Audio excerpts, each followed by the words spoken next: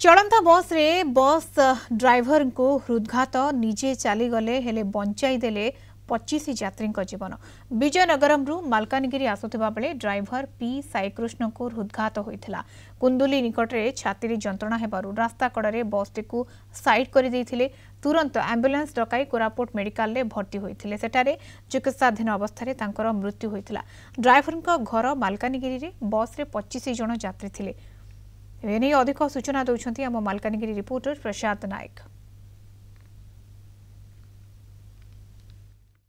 25 यात्री को नहीं फेरुवा विशाखापट्टनम मालकानगिरी आसुवा बस जहाँकि सरकारी बस साईकृष्णा निजे ड्राइवर भाव काम करते तेज हृदघात जो मृत्यु होती किंतु 25 यात्री जीवन बंचाई देते या नहीं सीधा सड़क किभली भाव में तार घटना होता स्टाफ आलोचना करवा कौन कहे जो भाव में निज जीवन जाइए किंतु 25 यात्री जीवन बंचाई देते या नहीं किभली भाव में घटना होता क्यों परिस्थिति में सब देखा मिलता। बस टी विजयनगरम ठार बाहरी मालकानगिरी आसूला गाड़ी में 25 जन यात्री थे।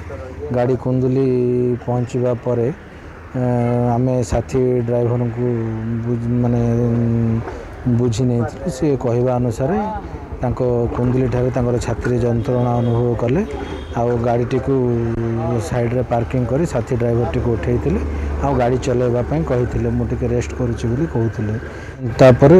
जस्ट गाड़ी टी समय आसवापर छाती अधिक जंत्रणा अनुभव कले सी पाखापाखि कौन मेडिकल को जीवाई ड्राइवर को कहते से पाखापाखि ड्राइवर और कंडक्टर दुहे मिसी आम्बुलेंस को बहुत बार जोगाजोग करने सत्वे से जगार आम्बुलेंस उपलब्ध हो नाला पाखरे कोरापुट थी गाड़ी को कोरापुट बस स्टैंड रे पहुँचे से ऑटो कर मेडिकल अभिमुखे नहीं कहला ना मोर देह टी भल लगुना आउ गाड़ी चलैवा को मत कहले मुझे कुंदली ये मो गाड़ी चलैली कुंदे सीट रेस्ट रेस्ट नाला डुमरीपुर पाखे जो पहुँचलु से कहले ना छाती जंत्रणा हो निश्वास प्रश्वास नबार टे बाधा हो कहला आम सांगे सांगे 108 को आम्बुलेंस को ये जोगाजोग कलु किंतु 108 आम्बुलेंस सुनागढ़ा को सुनागढ़ आसला बेलू लेट हो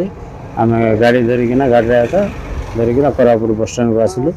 बस स्टैंड आसला आम जो कंडक्टर थे बालाजी नायक कंडक्टर सांगे सांगे ऑटो गोटे थी ऑटो ये करना मेडिकल एडमिट करते एडमिट कलापर ऑक्सीजन देना ट्रिटमेंट करा किंतु घंटा पर जना पड़ा जे नाई मत यात्री जीवन सुरक्षा करने सह गाड़ी सुरक्षा देते सहित निज जीवन चली जाता से कौन लोकर क्षति नहापी सब प्रकार उद्योग जारी रखते।